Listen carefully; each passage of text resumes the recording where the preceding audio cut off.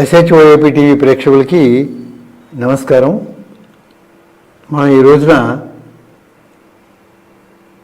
కొన్ని సమాజంలో ఉన్నటువంటి విషయాల్లో సత్యాసత్యములన్నీ కూడా ఆలోచిద్దాము అని చెప్పి మనం ప్రారంభం చేసాం. ఇప్పుడు విషయం ఏంటంటే, ఈ జ్యోతిష్ శాస్త్రంలో చెప్పినవన్నీ జరుగుతాయా అని, ఈ విషయంలో కూడా విశ్వసించే వాళ్ళకి ఒక క్లారిటీ ఉండాలి. విశ్వసించకపోవటం సరే, విశ్వసిస్తున్నప్పుడు అక్కడ ఏం చెప్పారో విషయం అన్నా మనం తెలుసుకోవాలన్నమాట. అన్నీ జరుగుతాయా అంటే అన్నీ జరగవు. ఎందుకు చెప్పారంటే, ఇది ఈ శాస్త్రానికి శాపం ఉంది. సత్యాసత్యాలు అవుతాయి అని, సత్యాసత్యములు అవుతాయి శాస్త్రానికి ఉంది.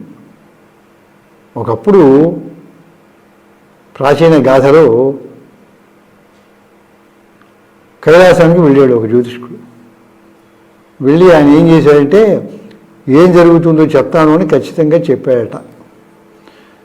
అది చూసి ఇలాగనే ఖచ్చితంగా ఈ శాస్త్రం ద్వారా కనుక జరగబోయే తెలిసిపోతూ ఉంటే సృష్టి భిన్నమైపోతుంది అని పార్వతీదేవి భావించింది.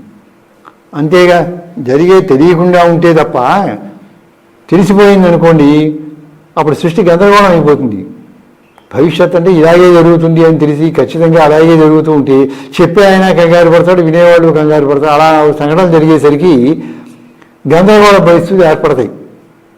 ఆ పాయింట్ ఉంది అక్కడ. అందుకని పార్వతీదేవి ఏం చేసిందంటే శాపం పెట్టింది.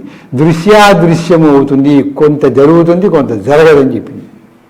అది మనం గుర్తుపెట్టుకోవాలి. అందరూ కూడా, విశ్వాసం ఉన్నవాళ్ళు కూడా గమనించాల్సిన విషయం ఏమిటంటే, అంతా కొంత జరుగుతుంది కొంత జరగదు అని గమనించాడు. చూడండి, కొన్ని కనుక అలాగే ఉంటే చాలా ప్రమాదాలు కూడా వాటిల్తాయి. దానికి వచ్చిన ఉదాహరణ నేను చెప్తాను అనమాట. జరగబోయేంత ఖచ్చితంగా తెలిసిందనుకోండి, జ్యోతిష్కుడికి ఆయన గురించే తెలిసిందనుకోండి, ఆయన కూడా కంగారు పడతాడు, ఆందోళన పడతాడు, చాలా విసిగెత్తిపోతుంది అనమాట. ఏంటి చెప్పింది జరుగుతూ ఉండేసరికి ఏం జరుగుతుందో ఆయన తీసిపోయేసరికి చెడు జరుగుతుంది అనుకునేసరికి ముందు ఆయన కంగారు పడతాడు, విన్నవాళ్ళు కంగారు పడతాడు. ప్రపంచం అంతా తలకి తెలియదు కనుకనే, జరగబోయేది ఎవరికి తెలియదు కనుకనే చక్కగా వ్యవస్థ నడుస్తుంది. ఈ సూత్రం ఆ కథలో ఉంది. పార్వతీదేవి శాపం ఇచ్చింది అనేటువంటి కథలో ఉందన్నమాట. ఈ సూత్రం ఎలా పనిచేస్తుంది అంటే, మన ప్రాచీన గ్రంథాల్లో అన్ని సూత్రప్రాయంగా చెప్తారు, ఫండమెంటల్స్. అవి ఎప్పుడూ కూడా మనకి అప్లికబుల్గా ఉంటాయి అన్నమాట. ఇప్పుడు అక్కడ నియమం ఏంటి, జరగబోయే భవిష్యత్తు పూర్తిగా తెలియదని శాపం ఉంది అని. జరగబోయే విషయాలన్నీ కూడా తెలియకూడదు అని, కొన్ని తెలియాలి కొన్ని తెలియకూడదని.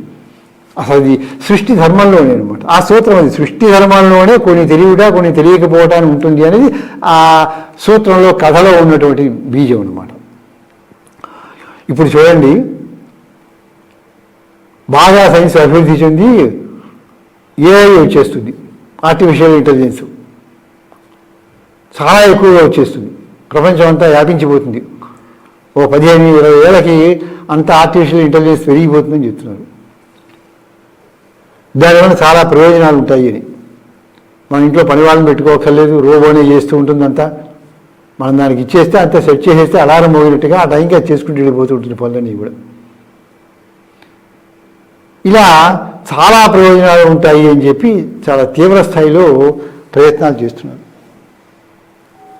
ఇతర దేశాల్లో కూడా రహస్యంగా కూడా కొన్ని పరిశోధనలు చేస్తున్నట్టుగా చెప్తున్నారు. మరి అంటే తెలిస్తే ప్రభుత్వాలు ఒప్పుకోవను, ఈ అందరికీ తెలిసిపోతుంది ఈ రహస్యమును, లేదా మొత్తం తెలియకుండా కూడా కొంతమంది పరిశోధనలు చేస్తున్నారు.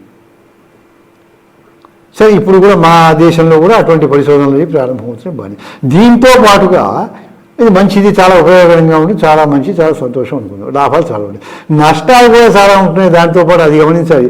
అది కనుక వచ్చిందంటే సుమారు 30 కోట్ల ఉద్యోగాలు పోతాయి. ఒక పనికి కావాల్సిన వర్కర్స్ అక్కర్లేదు, చేతి వృత్తులన్నీ పోతాయి. సమాజంలో అన్ని వృత్తుల వాళ్ళు ఉంటే అలా సమాజం సాగుతూ ఉంటుంది. కానీ ఇప్పుడు ఇది వచ్చేసిన తర్వాత యాంత్రిక వాళ్ళు ఆ వృత్తుల వాళ్ళందరికీ పోతే వాళ్ళందరూ కూడా ఏ నేర్చుకుని ఎక్కడో ఉద్యోగాలు సంపాదించుకోవాల్సింది. ఆ ఉద్యోగాలన్నీ ఊడిపోతాయి అన్నమాట.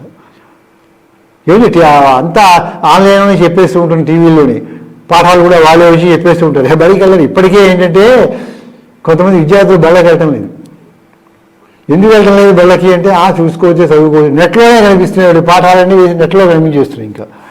ఇంకా వాళ్ళు బడి స్కూల్కి ఏమంటున్నాడు? అది లాభమా నష్టమా అంటే ఉపయోగించుకుంటే ఇంకాస్త నాలెడ్జ్ పెంచుకోవడానికి బాగా యాంత్రిక ప్రయోజనాన్ని ఉపయోగించుకోవచ్చు. దాంతో పాటుగా మరి ఇలాంటి నష్టాలు కూడా వస్తాయి అన్నమాట. అది వచ్చేసిన తర్వాత 30 కోట్ల మందికి ఉద్యోగాలు ఊస్ట్.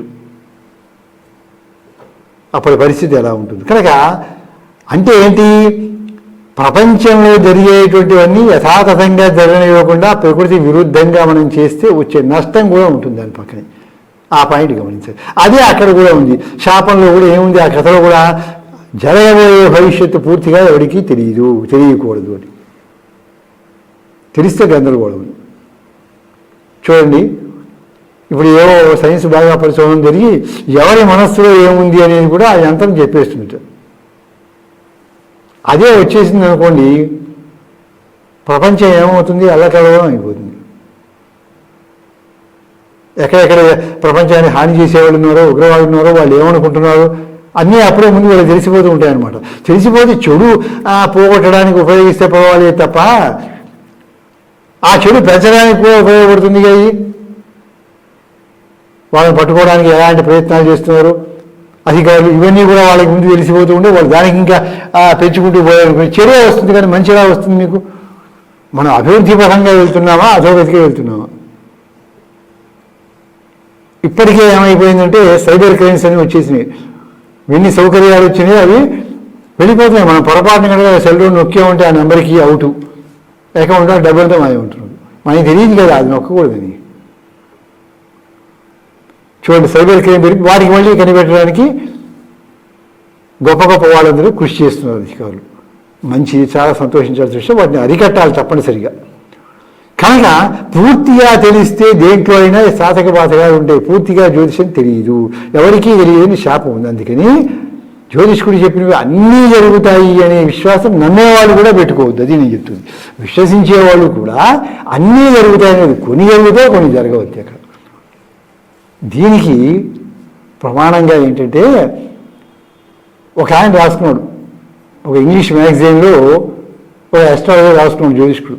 ఇలా ఉంటే ఇలా జరుగుతుంది అని చెప్తూ ఇలా జరిగింది అని చెప్పాను. చాలా జాతకాలు చూశాను, చాలా వీటిల్లో చూశాను పరిశోధనలో, నాకు ఉంది, ఇక నాకు మాత్రం జరగలేదు, కారణం తెలియదు అన్నాడు. తర్వాత బివి రామన్ గారు ఏమన్నారంటే ప్రఖ్యాత జ్యోతిష్కుడు, ఆయన రాసుకున్నారు ఒక చోట, ఈ చెప్పే వాటిల్లో అన్నీ జరుగుతాయని హామీ లేదు, కొన్నే జరుగుతాయి, కొన్ని జరగవు.